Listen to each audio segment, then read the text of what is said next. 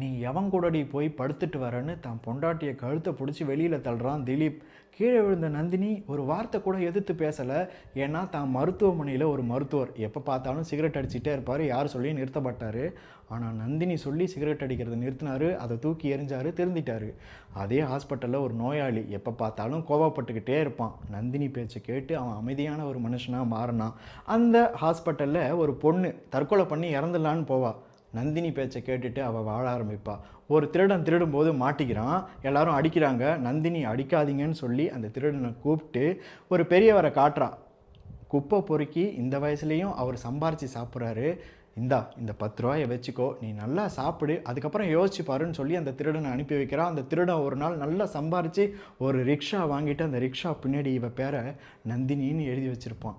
எல்லாரையும் பேசி எல்லாரையும் மாற்றி திருத்த தெரிஞ்ச இந்த நந்தினிக்கு புருஷன் வெளியில் தள்ளும்போது புருஷன்கிட்ட 2 வார்த்தை பேச தெரியாதா? இப்போது உலகத்தையே மாற்ற முடிஞ்சாலும் புருஷனை மாற்ற முடியாதுங்கிறது அவளுக்கு தெரிஞ்சிருக்கு. இவ சின்ன தப்பு பண்ணிட்டாதான், அதுக்காக நீ எவன் கூட படுத்தன்னு உடல் ரீதியாக அவன் பேசுகிறான்ல, அவன் மனசில் என்ன கஷ்டம் இதனால் வருங்கிறது அவனுக்கு கண்டிப்பாக புரியாதுங்கிறது இவளுக்கு புரிஞ்சிருக்கு. சரி, இவ்வளோ புரிதல் இருக்கிறவ எதுக்காக அழுவுறா? பொண்ணாச்சே, அதனால் கண்ணில் கண்ணீர் கொஞ்சம் வருது. அந்த கண்ணீர் ஓடுறதுக்குள்ளே இவ அப்போவே ஹாஸ்பிட்டல் கிளம்பி ஓடிட்டா.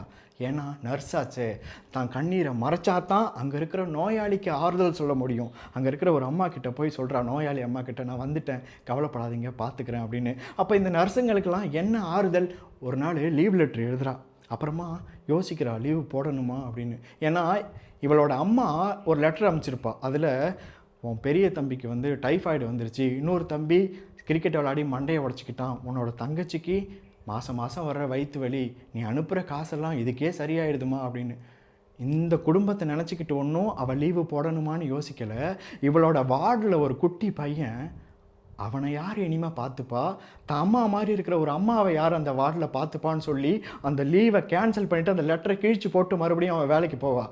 இவ்வளோ கஷ்டத்தில் இருக்கிற இவளுக்கு தான் புருஷன் விவாகரத்து போட்டுருவான். ஒரு பெட்ரோல் போடலான்னு இவ வண்டியை வச்சு நிற்கும்போது புருஷங்காரங்க எதற்கால நிற்பான், 2வது மனைவியோட. அவள் 7 மாதம் கர்ப்பம். இவ பார்க்குறா, இந்த நந்தினிக்கு மனசுக்குள்ளே எவ்வளோ ஆசைகள் இருந்திருக்கும்.